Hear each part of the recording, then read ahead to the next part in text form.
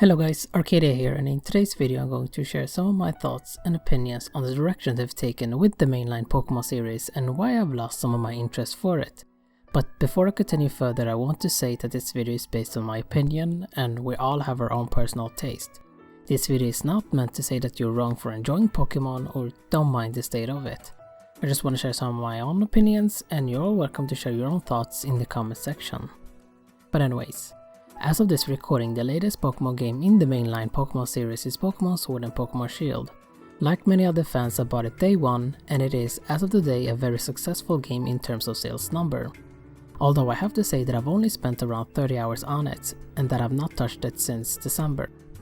Now, I don't think Sword and Shield's a bad game in itself. I would say that it is an okay game with some improvements, but the thing is that I expected more.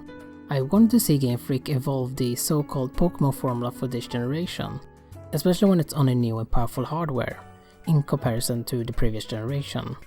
Now I know that the Pokemon franchise tend to follow the same formula over and over again, but I was hoping that they would include more RPG elements when it comes to the single player aspect.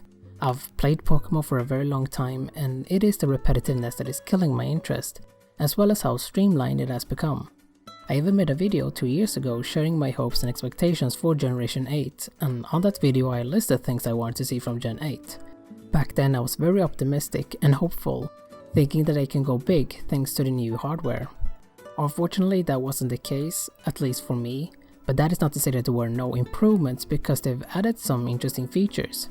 Like for instance the wild area, which is a cool addition, and I do feel like the wild area is a stepping stone towards an open world / sandbox Pokemon game, something that I always wanted to see.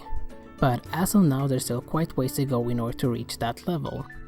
Besides that, I know that they're going to release a DLC expansion very soon, and I hope they add more features to the new wild areas that they're going to include for the DLC expansions.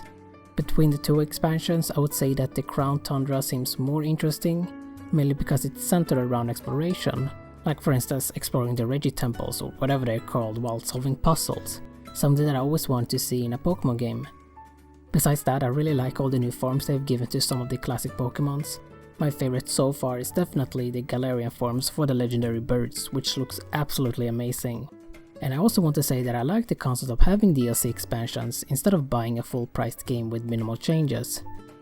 But with all of that being said, I do have to say that my interest in Sword and Shield is still low, and I don't think the DLC expansions will address the issues I've had with the game, other than giving it a post-game. And who knows, maybe the issue lies with me. It might be the fact that I've outgrown Pokemon, or maybe Pokemon is not meant for me anymore, because why would the Pokemon Company or Game Freak change things if it's already successful? It doesn't make sense from a business standpoint. Not only that, but one of their target audiences is also kids, so of course they're going to make their games simplistic and very streamlined. So I'm not going to expect much from them unless Nintendo steps in or if another studio is working on a mainline Pokemon game. And who knows, they might change things up for the next generation, but until then I'm just going to take a step back and wait and see. But yeah, that is all I have for today. Sorry if this video came across a bit rambly and all over the place. Again, this video is not meant to say that you're wrong for enjoying Sword and Shield, I just wanted to share some of my thoughts.